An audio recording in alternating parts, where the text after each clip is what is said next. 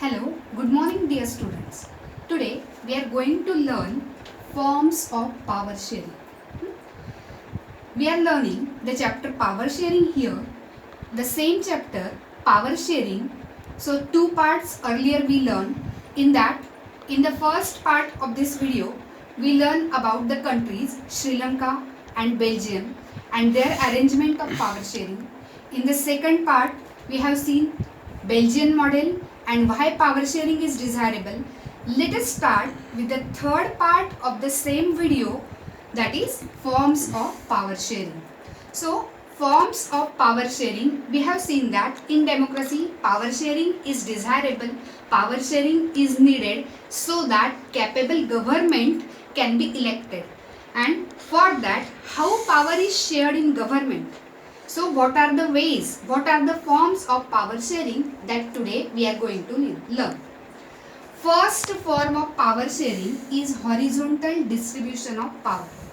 See, this horizontal distribution of power, here all the organs in which power is shared, they are placed at the same level. The organs are legislature, executive and judiciary. These three organs, they are placed at the same level.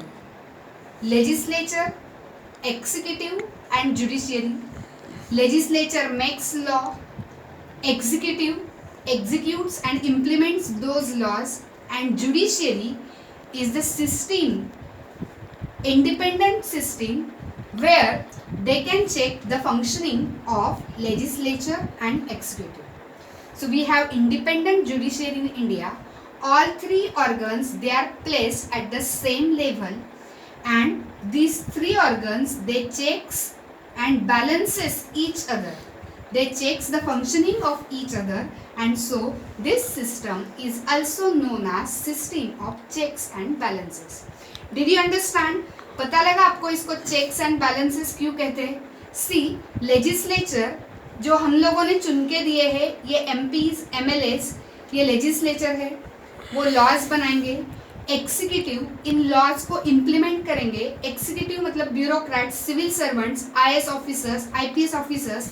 सो ये लोग ये laws को implement करेंगे. And judiciary ये independent organ कि जो इन पर चेक रखेगा कि whether they are functioning in right way और not. And so they are placed at the same level. So this system is known as horizontal distribution of power. So this is the first form of power sharing, where power is shared equally among three organs and all the organs' power is constitutionally guaranteed. It is constitutionally guaranteed. Now let us move towards the second form of power sharing, that is vertical distribution of power. See, the name itself suggests that vertical distribution of power, that is power is shared from higher to lower level. So that is why it is vertical distribution of power. See, for entire country in India, we have a government, that is central government. We also call it union government. For state, there is state government, and then for local level, there is one local government. For villages, it is Panchayati Raj, and for cities, urban area, it is municipal corporations and municipalities. So here, power is shared with higher to lower level, such as central government that will be responsible for whole country. That is higher level of power. They possess higher power in their hands because all the states and union territories are concerned in the central government. Then state government is valid for that particular state only. State government will make laws for their state only. So that is state government. Below central government, it is state government. And local government, that is local government, is for that particular district, taluka or village. So that is again a small unit. So from higher level to lower level, and so that it is vertical distribution of power. This system is also known as federal government, where power is shared with higher to lower level of government, and so this system is known as federal form of government, federal government.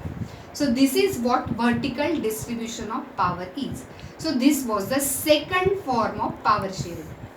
Third form of power sharing is power is shared among different social groups. So see, in a country like India, so we have diverse population. So many social groups existed here. So among different social groups, power is shared. So it can be explained better if we see the example of Belgium. For example, community government in Belgium. We have seen this, that community government in Belgium is making laws, taking decision for particular community only. Dutch community government will make laws for Dutch. French community government will make laws for French, and they will take decisions regarding language, culture related issues, so that their community should adequately represented in parliament. They should not lag behind in any of the aspect. And so this community government in Belgium is the best example that power is divided in different social groups. Then in India, we have the system of reserve constituency. See, we have reserve constituency. So why this reserve constituency, this system is introduced in India? In India, there are some weaker sections of society. There are women who are not adequately represented in government. So for getting their adequate representation, for getting their voice in parliament, this reserve constituency system is introduced in India by our great constitution makers. So in that way, these social groups, they will not feel alienated from their own country, just like in Sri Lanka. Sri Lankan government did not recognize the importance of other community other than Sinhala, and so that they face problem. So same should not be repeated, and so that our constitution makers, they were very keen, and so they introduced the system of reserve constituency in India. So this is what power is shared among different social groups. The fourth form of power sharing is power is shared in political parties, pressure groups and movements. Now in India, we have seen so many political parties. Some political parties are of national level, some political parties are of regional level or state level. So power is shared in political parties in what way? That from these political parties we are getting various contenders of power. Various contenders of power, they contest election, and by that way we can elect our representatives. Now when we elect our representative, they may form coalition if they didn't get clear majority. So this is what coalition government do. If they form their alliance before election still, and then they form government, then still it is known as coalition government. Second is pressure group. Pressure groups, it means same interest group. We have seen so many unions in India, just as business union, trade unions, teachers associations, and these people directly or indirectly influences government. And then last one is movement, and when means they are giving pressures, they are giving pressure to government for taking certain decision. So these pressure groups, if government is not listening to the demands of people and these demands are just, then still means they can launch a movement for that. So some of the movements regarding that we can consider here: Tehri Dam Andolan, Sardar Sarovar Andolan. These are the examples of movements in India that for better cause, for welfare of people, or for we can say the interest of various social groups, they can launch a movement, and by which they can make government to listen to their demands. Thank you.